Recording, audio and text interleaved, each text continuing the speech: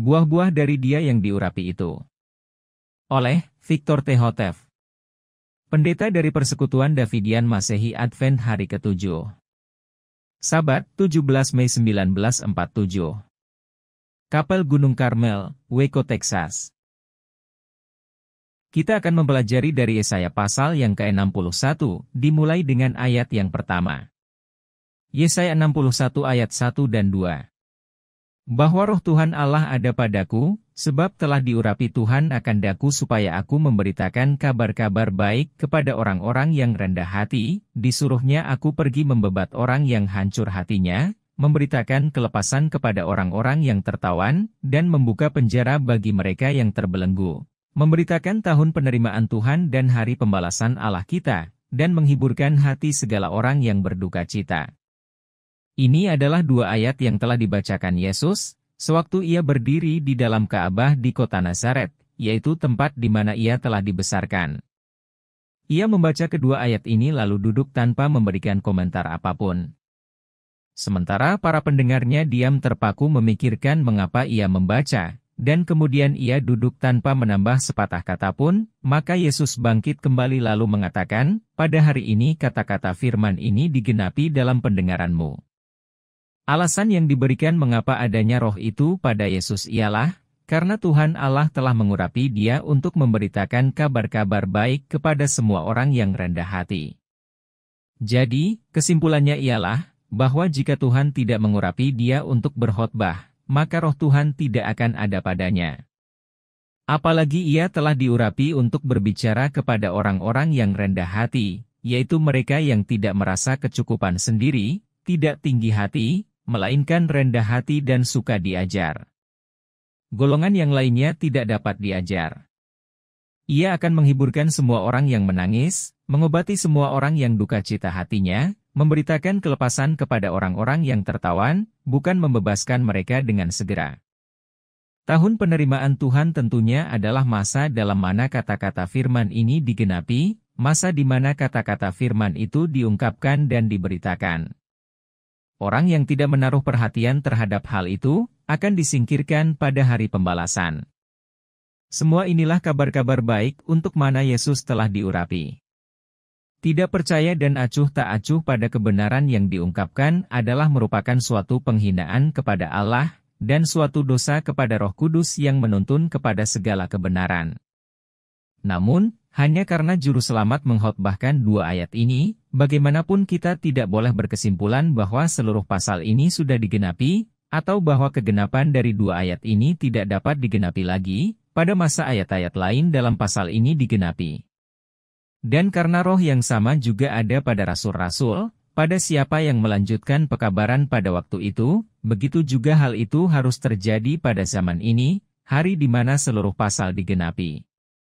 Kewajiban-kewajiban mereka yang menyampaikan pekabaran dari pasal ini ialah Yesaya 61 ayat 3. Untuk mengangkat bagi mereka yang meratap di Sion, untuk memberikan kepada mereka keindahan akan ganti abu, dan minyak kesukaan akan ganti kedukaan, dan pakaian indah-indah akan ganti hati yang picik, supaya mereka itu boleh disebut pohon-pohon kebenaran, tanaman Tuhan, supaya ia boleh dipermuliakan. Beban dari roh ialah untuk memperbaiki kondisi kerohanian orang-orang yang meratap di Sion, yaitu sidang. Memberikan keindahan ganti abu, untuk pertobatan dan kerendahan hati, minyak kesukaan ganti kedukaan, kebenaran sekarang yang penuh pengharapan dapat menerangi sisa perjalanan mereka, dan pakaian, atau tabiat, yang indah-indah, supaya mereka menjadi perhiasan kebenaran yang hidup, suatu ciptaan Allah yang baru, supaya ia dipermuliakan. Di sini terlihat bahwa ciptaan Allah yang asli yang telah hilang karena dosa, akan dipulihkan. Sekarang adalah hari yang tepat untuk membuka hatimu, untuk menerima kebenaran sekarang, untuk menciptakan kembali dan mengembalikan apa yang sudah hilang karena dosa. Yesaya 61 ayat 4. Maka mereka akan membangun kembali segala tempat yang lama sudah rusak, mereka akan mendirikan kembali segala tempat yang dirobohkan dahulu, dan mereka akan memperbaiki kembali semua negeri yang sudah rusak, peninggalan-peninggalan dari banyak generasi. Orang-orang yang akan dibuat gembira dan menjadi indah, yang akan berpakaian terpuji dan yang akan menjadi pohon-pohon kebenaran yang ditanam Tuhan.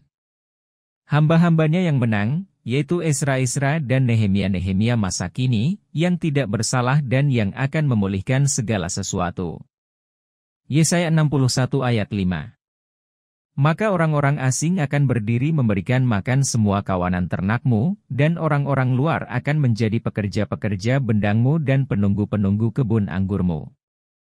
Orang-orang asing dan orang-orang luar yang disebutkan di sini, tentunya bukanlah orang-orang asing dan orang-orang luar di dalam kerajaan Allah, melainkan bangsa yang tidak memiliki hubungan darah dengan bangsa Yehuda dan Israel.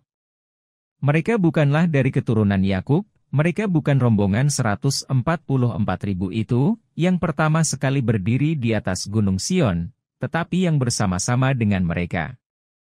Yesaya 61 ayat 6. Tetapi kamu akan diberi gelar imam-imam Tuhan, orang-orang akan memanggilmu hamba-hamba dari Allah kita. Kamu akan makan segala kekayaan bangsa-bangsa kafir, dan dengan semua kemuliaan mereka itu, kamu akan berbangga dirimu. Oleh karena itu, di dalam kerajaan Yehuda contoh saingan yang akan datang itu, akan terdapat dua kelompok umat, yaitu para pendeta dan para anggota biasa. Dari kata-kata Injil ini kita saksikan, bahwa kerajaan Allah, sidang yang disucikan, bebas dari lalang, adalah sesuatu perkara yang nyata. Itu bukanlah sesuatu hayalan, bukanlah sesuatu yang berupa buih yang mengambang lalu hilang di angkasa, melainkan ada di sini, di bumi. Yesaya 61 ayat 7. Untuk ganti malumu, kamu akan memperoleh hormat 2 kali lipat, dan untuk ganti kekacauan mereka itu, mereka akan bersorak-sorai dalam untungnya. Sebab itu di dalam negeri mereka, mereka akan memiliki 2 kali lipat bagiannya, kesukaan kekal akan menjadi milik mereka itu. Hamba-hamba Allah ini akan memperoleh 2 kali lipat karena malu yang sudah dideritanya, semua akan bersukaria dengan bagiannya. Apakah Anda bersedia untuk menderita demi Kristus? Apakah Anda sama atau berbeda dari mereka yang mencari kesenangan dan persahabatan dari dunia, dan yang cepat atau lambat akan menemukan dirinya dalam kekecewaan yang besar? Percayalah. Itu saja. Yesaya 61 ayat 8. Karena aku ini Tuhan yang mencintai keadilan, aku benci akan barang rampasan bagi korban bakaran, maka aku akan mengendalikan pekerjaan mereka dalam kebenaran, dan aku akan membuat suatu perjanjian kekal dengan mereka itu. Hukum dan keadilan, inilah moto dari Allah bagi semua makhluk ciptaannya. Sebutan yang berbunyi, aku benci akan barang rampasan bagi korban bakaran, mengandung arti bahwa perkara-perkara yang tidak disukai ini, kini sedang dipraktikkan di antara umatnya. Dalam hubungan ini, beberapa tahun yang lalu saya mendengar seorang anggota gereja mengatakan bahwa ia telah memenangkan sejumlah uang dalam sesuatu bentuk judi, dan karena bisikan hatinya menyakiti karena memegang uang itu, maka ia telah memberikannya sebagai suatu persembahan kepada sidang Tuhan. Saya juga mendengar beberapa orang yang mengatakan bahwa mereka bekerja pada hari Sabat, tetapi mereka mengembalikan penghasilan hari-hari Sabatnya kepada gereja. Kejadian-kejadian ini dapat menjadi contoh betapa bodohnya dan betapa piciknya umat Allah dalam perkara-perkara Allah. Dengan membawa persembahan yang demikian, mereka sedang membuat Allah sebagai seorang penjudi dan sebagai pelanggar hari Sabat. Namun pada waktu yang sama, mereka mengira bahwa mereka sedang melakukan sesuatu kebaikan yang besar kepadanya. Janji Allah kepada umatnya adalah, aku akan mengarahkan pekerjaan mereka dalam kebenaran. Apakah kita kemudian mempertanyakan kemampuannya untuk mewujudkan hal itu, dan pada waktu yang sama mengharapkan ia memberi kita rumah di dalam kerajaannya? Yesaya 61 ayat 9. Maka benih mereka itu akan menjadi termasyhur di antara segala bangsa kafir, dan segala keturunan mereka di antara segala bangsa. Semua yang melihat mereka itu akan mengenal mereka, bahwa mereka adalah benih yang diberkahi Tuhan. Betapa suatu harapan yang berbahagia. Betapa besarnya kuasa yang akan menyelamatkan, baik orang muda maupun orang tua, dan membuat nama-nama mereka menjadi termasyhur di seluruh dunia. Demi untuk suatu nama baik yang sedemikian ini, orang rela menjalani setiap penyiksaan apa saja yang dikenal umat manusia. Walaupun demikian, Allah hanya meminta kepada kita supaya percaya, dan supaya taat kepada firman-Nya, sesungguhnya, itu saja. Kekristenan akan menjadi nyata, sedemikian nyata sehingga bahkan orang-orang kafir akan mengenal bahwa orang-orang Kristen yang sedemikian inilah yang merupakan tanaman Tuhan, bahwa hanya kuasa Allah yang dapat membawakan perubahan yang sedemikian ini di dalam hati manusia, dan menyebabkan orang-orang sucinya berkata. Yesaya 61 ayat 10. Bahwa amat sukacitalah hatiku akan Tuhan, hatiku pun bergemar akan Allahku, karena sudah dikenakannya kepadaku pakaian selamat dan diselubungnya aku dengan selimut kebenaran, seperti seorang mempelai laki-laki menghiasi dirinya dengan berbagai perhiasan, dan seorang mempelai perempuan menghiasi dirinya dengan selengkap permata. Pasal dari kitab Nabi Yesaya ini adalah betul-betul membawakan pembangunan dan reformasi yang sedemikian ini belum pernah jadi semenjak mulanya dosa. Allah melarang agar jangan ada daripada kita kelak melewatkan pengalaman dan berkat-berkat yang datang melalui pembangunan dan reformasi ini. Yesaya 61 ayat 11. Karena seperti bumi mengeluarkan tunasnya, dan seperti kebun membuat segala perkara yang ditabur di atasnya bertumbuh, demikianlah Tuhan Allah akan membuat kebenaran dan kepujian itu memancar ke hadapan segala bangsa. Melalui benih kebenaran di dalam hati, pengalaman ini akan datang kepada umat Allah, sama alaminya, seperti halnya bumi membuat benih-benih yang ditabur di atasnya itu bertunas dan membawa hasil. Inilah benar-benar kebenaran Kristus itu, bukan kekuatan manusia. Untuk menyimpulkan penyelidikan ini, kita mengetahui bahwa buah-buah dari Dia yang diurapi itu adalah sebagai berikut.